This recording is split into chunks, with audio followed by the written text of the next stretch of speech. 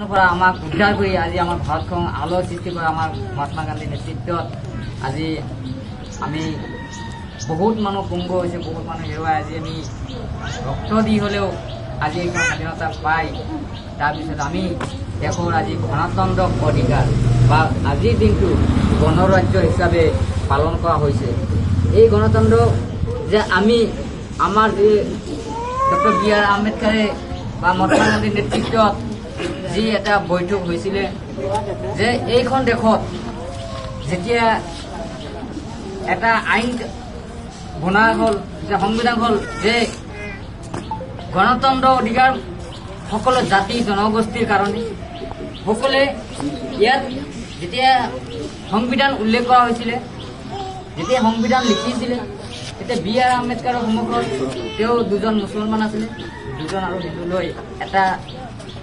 আলোচনা কৰি যে আমি এক ভাতৃত্ব বজাই আমি যেনে সময়কৈ এইখন ভাৰতবৰ্ষত যাতে আগুৱাই লৈ যাওঁ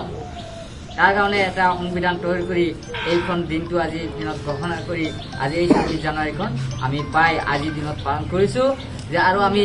বিজ্ঞানৰ দিনতো আমি এইখন কৰি যাম যে আমাৰ সেই সংবিধানৰ যি উল্লেখ যে আমি জাতি ধৰ্মীয় নিৰপেক্ষে যি আমাৰ সমন্বয়ৰ ভাতৃত্বে যে আমি সকলোৱে গণতান্ত্ৰিক মানে গণৰাজ্য যে আমি দিৱসখন পালন কৰোঁ, এই দিৱসখনত যাতে আমি এটা আইন কৰা হৈছিলে, এই আইনত যাতে আমি সকলোৱে মিলি প্ৰীতি হিচাপে থাকিব পাৰোঁ, ইয়াত যাতে আমাৰ কোনো হাই কাজিয়া বিবাদ সৃষ্টি নহয় তাৰ কাৰণে মহাত্মা গান্ধীৰ নেতৃত্বত ডক্টৰ বি.আৰ. আম্বেদকাৰ নেতৃত্বত আজি যি বৈঠক হৈছিলে এই 1950 চনৰ যি 3 বছৰ আমাৰ এই এটা